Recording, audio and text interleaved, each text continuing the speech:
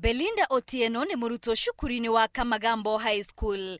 Aruna ake mari shukuru mehotolete na githomo na indo ciothe cia kumateithia niguo kuririkana kiria mathomete miaka ena na niguo na makahituka kigeranio kiao gia bururi. No we ari haha na meciria kuma irathiro nginyagia ithwiro akiringithania kuria bataire gukorwo na kuria ari riu. Nilifaa nikae kwa mtihani mwaka huu, lakini sasa vile niko mgonjwa siwezi kalia mtihani. Giathi giake na ndagitari kiumo muthi ni giathi gia guthinja njikariro ciake cieri amu ari na wuimbo miena yeri uri ukoretwo kineneha o muthenya.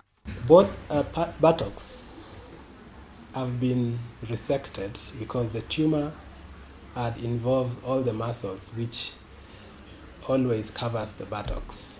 Kumana na wuimbo ucio uri urerikana ni kansa ya njikariro, Belinda atuiria komete nada kwa ihinda ria mwaka umwe ateguikara thi. Siwezi kaa chini kwanzia vile nilianza kuwa mgonjwa.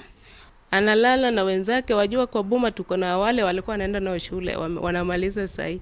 Sasa nilikuwa naona tu uchungu, lakini kwa roho yangu natamani tu akipona aendelee na shule. No marigitari mari na mwihoko ati wona Belinda arikia guthinjwo ni agukorwa agithondekwo wega undu uri kumuhotithia guthie na mbere na muturire wake o ta andu aria angi. Unfortunately, she might not have buttocks like any other normal growing girl, but we have made sure that some other tissue has been used to cover that region so that she doesn't get to have a defect that would make her to be psychologically tormented.